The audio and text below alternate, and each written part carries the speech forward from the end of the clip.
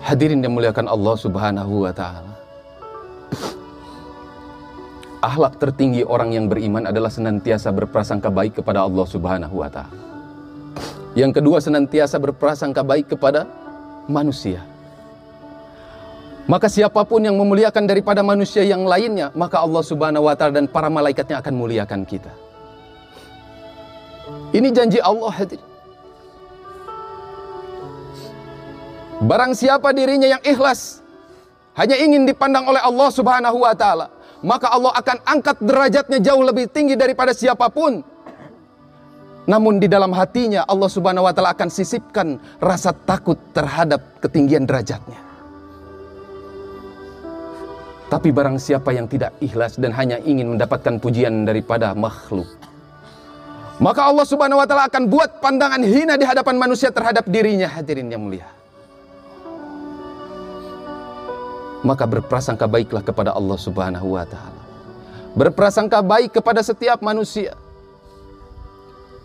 Pandang diri kita lebih buruk daripada orang lain, maka ini akan menjadikan kemuliaan kita akan lebih tinggi daripada orang lain. Hadirin yang muliakan Allah Subhanahu wa ta'ala, buat perlakuan yang baik di dalam setiap rumah-rumah kita. Kebanyakan di antara kita sudah memulai daripada rumah tangga. Buat hubungan muasyarah, pergaulan yang baik dengan istri. Muliakan mereka. Jadikan mereka perhiasan-perhiasan terbaik di dunia. Jadikan istri kita perhiasan terbaik di dunia.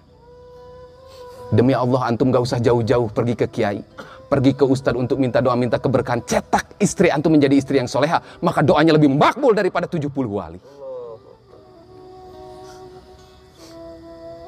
Perlakuan Rasulullah Sallallahu Alaihi Wasallam terhadap ibunda Aisyah radhiallahu anha luar biasa, hadirin.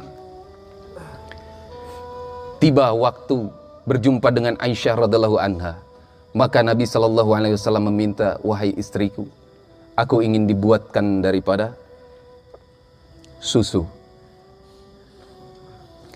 Maka hadirin yang mulia, seorang istri yang soleha menunaikan daripada perintah suaminya yang bukan hanya sekedar suaminya, tapi beliau adalah seseorang yang dicintai oleh Allah, bahkan beliau adalah kekasih Allah. Pergi Aisyah ke dapur. Sifat daripada manusia tidak pernah lepas dari yang namanya lupa dan kesalahan. Begitu juga dengan Ummul Mukminin, ibunda Aisyah radhiallahu anha. Apa yang seharusnya masuk ke dalam susu, yaitu gula yang akan menimbulkan rasa manis, justru Aisyah memasukkan daripada garam, hadirin. Tanpa disadari itu susu tercampur dengan garam. Dibawa oleh Aisyah ke hadapan Rasulullah Sallallahu Alaihi Wasallam. Wahai suamiku, ini permintaan engkau. Nabi Sallallahu Alaihi Wasallam mencicipi dengan sedikit, hadirin yang mulia. Masuk ke dalam tenggorokan Nabi rasa yang tidak biasa, karena yang masuk adalah rasa asin. Tapi wajah Rasulullah tidak berubah, bahkan lebih ceria daripada biasanya, hadirin.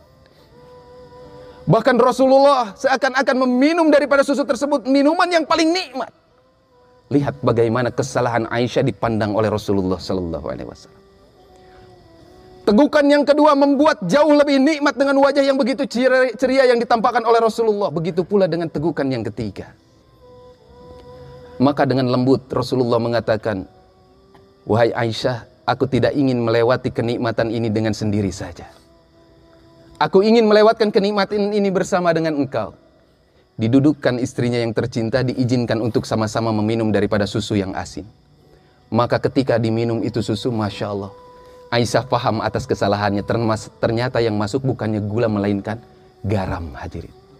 Maka tiba-tiba itu pipi yang Masya Allah tiba-tiba kemerah-merahan dan malu kepada Rasulullah Sallallahu Alaihi Wasallam. Tapi ajib, Rasulullah menutupi daripada malunya Aisyah dan mengatakan, ya Khumairah. Disitulah Aisyah mendapatkan gelar ya Khumairah. Jangan karena gara-gara dibuatkan kopi pahit kita marah-marah kepada istri. Marah-marah sama anak, nggak jelas. Kepala dipeci, dagu janggotan, kemana-mana pakai gamis, tapi di dalam rumah seperti serigala. Di luar rumah seperti bunga yang ingin didatangi oleh tawon di mana-mana, hadirin, tapi di dalam rumah seperti bangkai.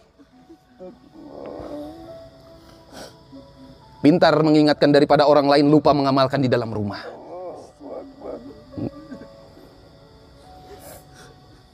Suami yang baik terhadap istrinya tidak pernah akan menceritakan aibnya melalui status WA, hadirin yang mulia. Lihat bagaimana dahsyatnya. Ini jempol.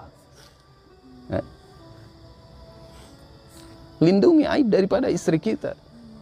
Mereka Allah Subhanahu wa Ta'ala ciptakan untuk melalui daripada hidupnya bersama diri kita. Muliakan mereka. Cetak menjadi istri yang soleha, sehingga akan lahir daripada keturunan-keturunan yang akan menjadi pembela agamanya Allah Subhanahu wa Ta'ala.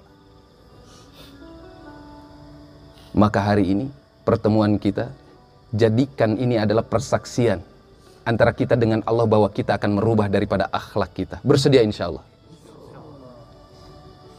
Saya tidak ingin panjang lebar, karena mungkin waktunya pun sudah terlalu malam. Tapi apa yang saya sampaikan, mudah-mudahan ada berkesan saja. Tapi yang saya inginkan bukan hanya berkesan di kepala dan di hati, melainkan menjadi amal perbuatan yang akan menjadi jariah yang saya yang banyak dosa. Demi Allah, seandainya Allah tidak tutupi aib saya, siapa yang mau mendengarkan perkataan saya? Seandainya Allah tidak tutupi daripada aib Kang Panji Sakti, siapa yang mau mendengarkannya? Seandainya Allah tidak tutupi aib daripada Ustadz Riri, Ustadz Oir, siapa yang mau mendengarkannya? Ini semua pertolongan Allah. Allah tutupi daripada aib dan dosa-dosa.